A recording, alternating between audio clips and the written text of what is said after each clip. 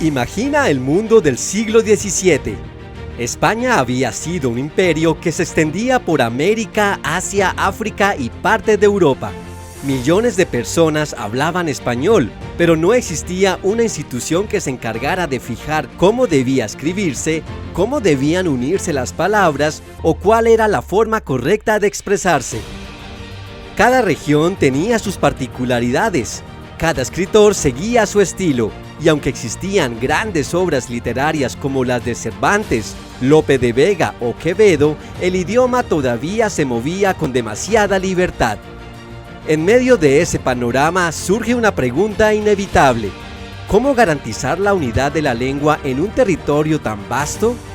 Esa necesidad es lo que dio origen a la Real Academia Española, una institución que hasta hoy sigue influyendo en cómo hablamos y escribimos.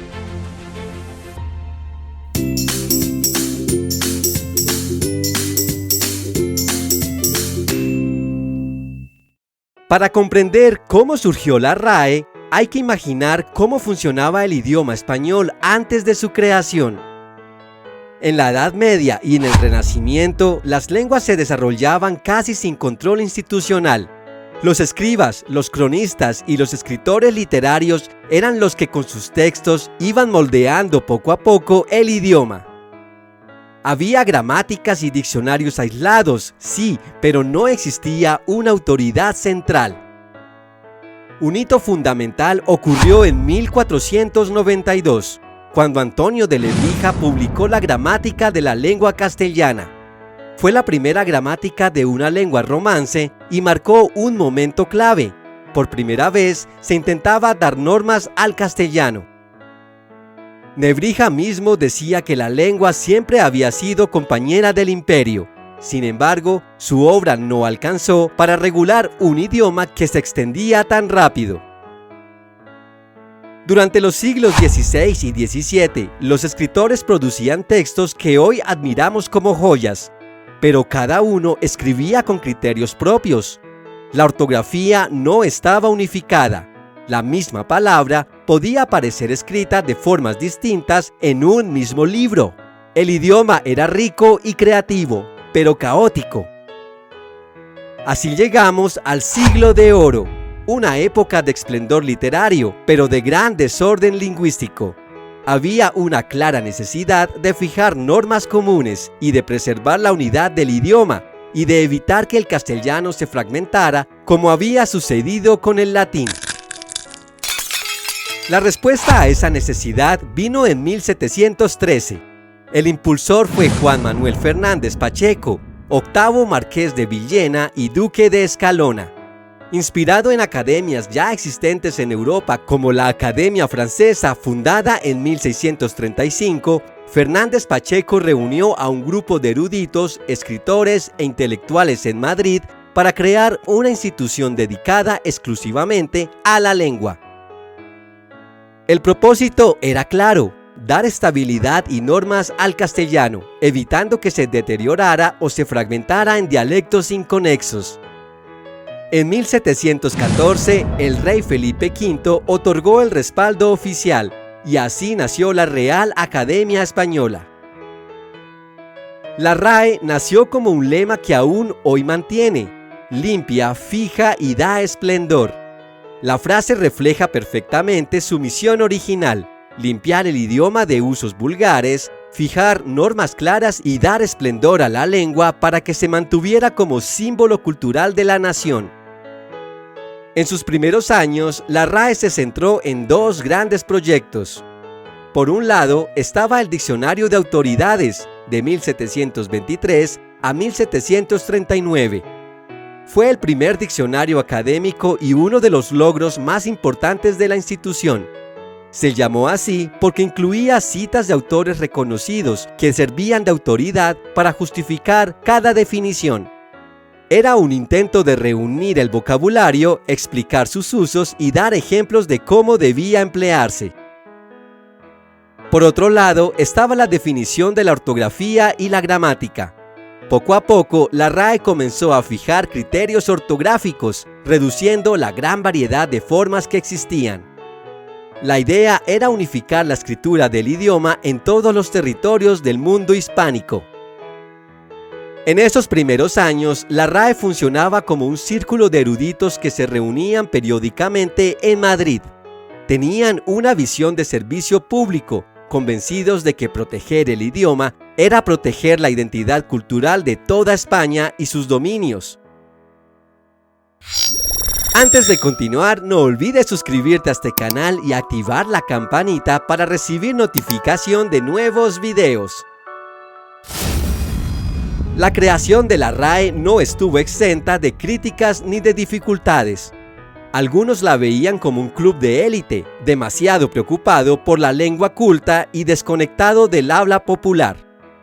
Sin embargo, poco a poco fue consolidando su autoridad, sobre todo porque su trabajo llenaba un vacío evidente.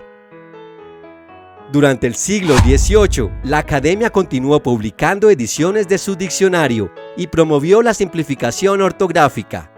Decidió, por ejemplo, eliminar letras que ya no se usaban en la práctica, como la C cedilla o la X en ciertos contextos, dando paso a formas más cercanas a las actuales. En el siglo XIX, el español ya era una lengua de alcance mundial. Con la independencia de los países latinoamericanos, la RAE se enfrentó a un reto mayor: ¿cómo mantener la unidad de una lengua que ya no dependía solo de España? La respuesta fue gradual y estratégica.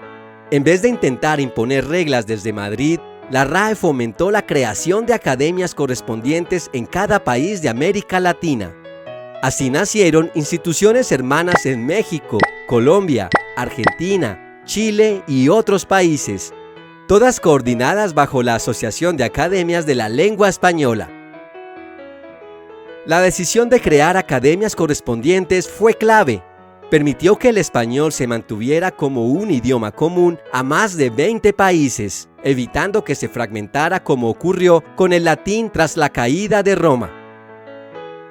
En el siglo XX, la RAE y sus academias asociadas trabajaron en conjunto en proyectos fundamentales, como el Diccionario de la Lengua Española, la versión moderna del Diccionario de Autoridades actualizado constantemente, y la Ortografía de la Lengua Española, una obra que unifica criterios ortográficos en todos los países hispanohablantes. También cabe resaltar la obra de Gramática de la Lengua Española, un trabajo monumental que describe el idioma en todas sus variantes. La RAE dejó de ser solo una institución española y se convirtió en el centro de una red panhispánica. Este cambio fue decisivo. No se trataba de imponer la norma desde Madrid, sino de consensuarla con las demás academias para reflejar la diversidad del español. En la actualidad, la Real Academia Española es una institución con más de 300 años de historia que combina tradición y modernidad. Continúa con su lema limpia, fija y da esplendor, pero lo interpreta de manera diferente. Ya no se trata de limpiar el idioma de lo popular, sino de registrar cómo evoluciona y de dar orientaciones para su buen uso. Hoy la RAE trabaja en múltiples frentes. Publica y actualiza el diccionario en línea, accesible a todo el mundo de manera gratuita. Colabora con las demás academias de la lengua en proyectos conjuntos. Participa en debates actuales sobre neologismos, anglicismos, inclusión lingüística y tecnología. Ofrece respuestas rápidas a consultas a través de su servicio digital, conocido como numeral RAE Consultas. La institución ya no es solo un grupo de eruditos en Madrid, es una red de expertos que buscan que el español, hablado por más de 500 millones de personas, siga siendo un idioma vivo, coherente y respaldado en todo el mundo. ¿Y cuál es tu percepción actual de la RAE? ¿Estás de acuerdo con su funcionamiento y misión unificadora del idioma? Déjanos tu opinión en la caja de comentarios. Y esto es todo por hoy. Si te gustó este video, no olvides darle like y suscribirte a este canal. Te invito a activar también la campanita para informarte cuando haya un nuevo video. ¡Hasta pronto!